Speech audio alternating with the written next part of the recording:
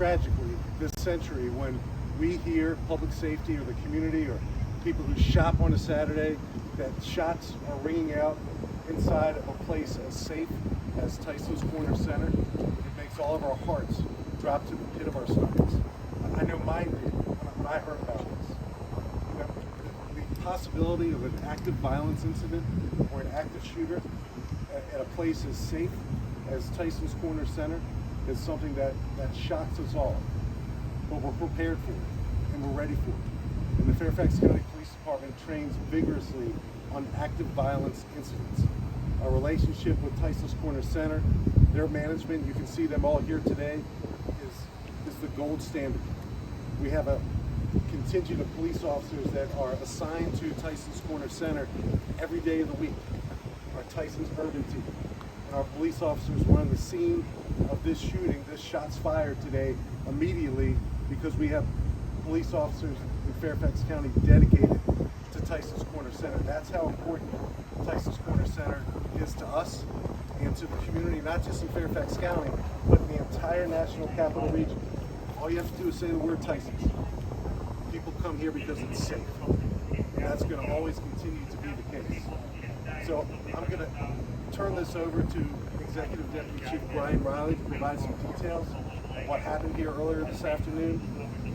But know this, we will find, we will capture, and we will hold accountable the persons involved for this melee, this reckless discharging of a firearm on the second floor of Tysons Corner Center in the middle of a beautiful Saturday afternoon. We're going to find them. I promise you that. They will be held accountable, and that's going to happen in short order. And the next time we stand before you, we're going to be talking about who they are, and we're going to be talking about criminal charges being placed against them.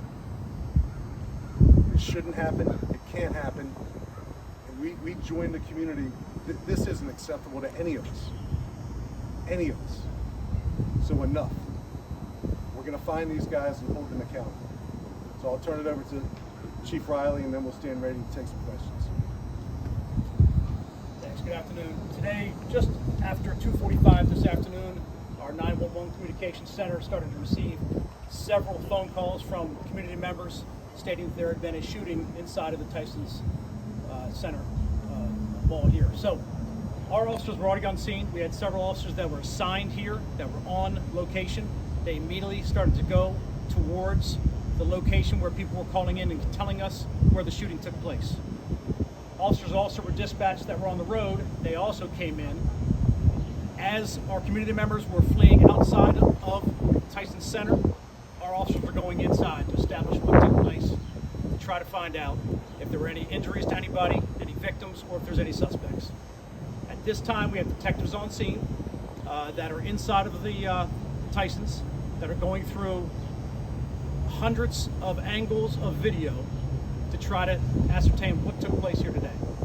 At this time, we have no victims that we are aware of, whether at local hospitals or here on the scene, that are suffering from any gunshot wounds. None. We did have 3 people that were transported to local hospitals for injuries sustained while fleeing from inside of Tysons. So we make that very clear. At this point, we have nobody that's been injured from gunfire.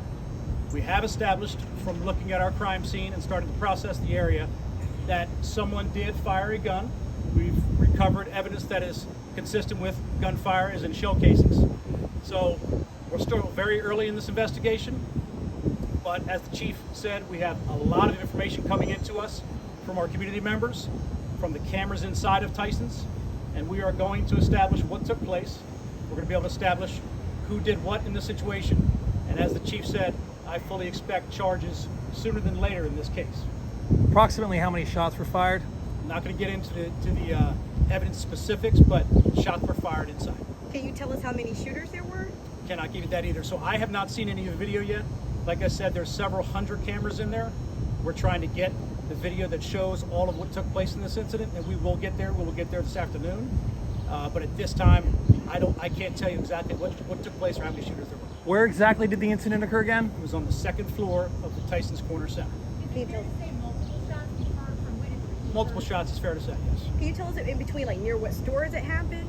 So it was on one of the walkways up there. It's a pretty big mall, so. Right. So it was just inside. I'm not going to get into any of the stores. I have not been inside the scene. I'm going there next.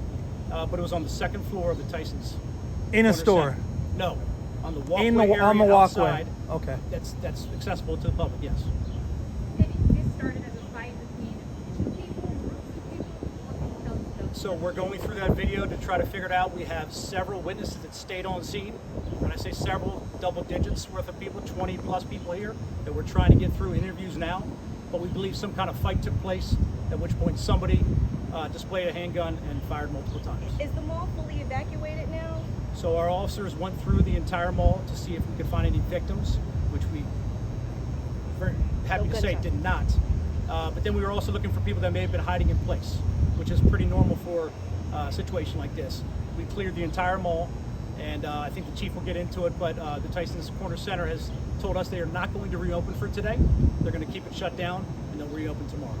Do we know how many people were involved? How large was this group? That's something we're trying to figure out as well through all the videos, but I would say it was two groups, which I would say 3 people at least on both sides.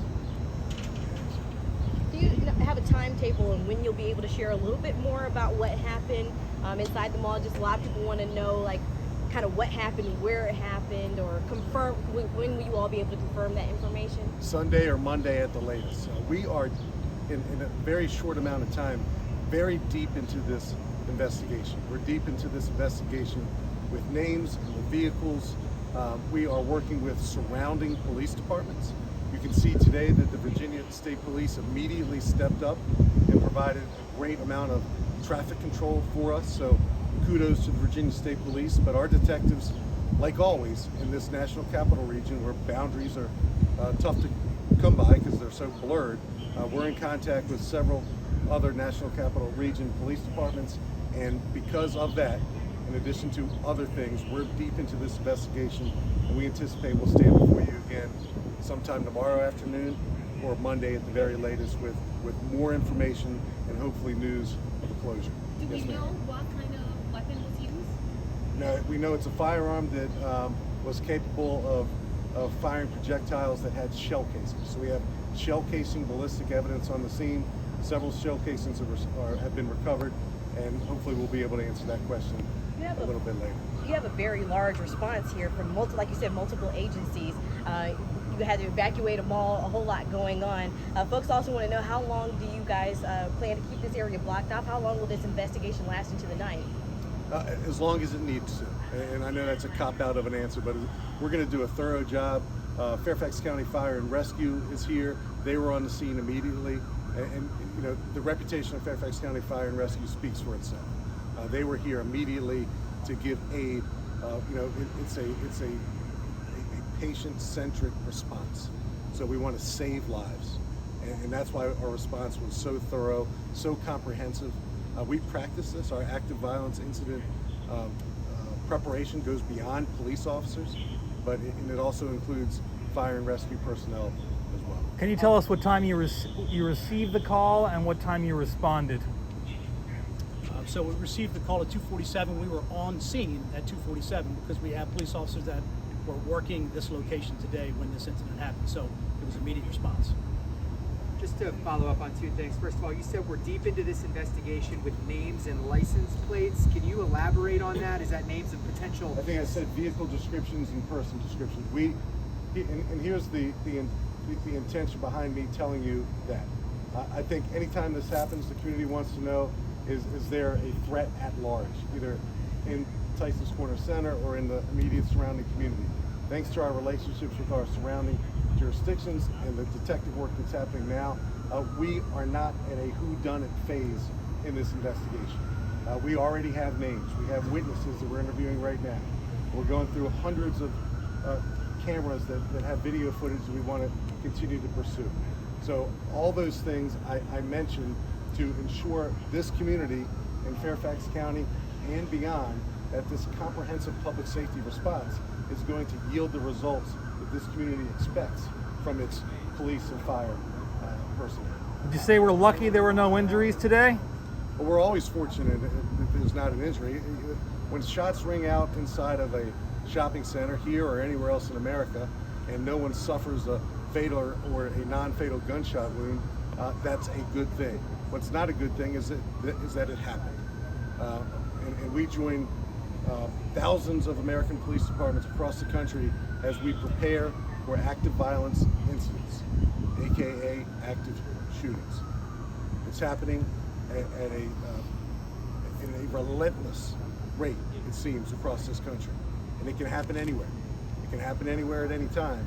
And what I'm very proud of, and I know our fire chief, John Butler, is very proud of, is the response of the men and women who were here so quickly and exhibited such grace under pressure and were calm, cool, and collected as they went about the business of making sure that the area was safe, trying to identify people who had sheltered in place and let them know it's safe to now come out, and working with the management at Tysons Corner Center. There's a lot of moving parts that are happening at the same time, and we look forward to, within 24 to 48 hours, sharing some more detail about it. You touched on this. Can you just elaborate a little bit more about the partnership that you all have with the mall? How often do trainings like to respond to incidents like this take place?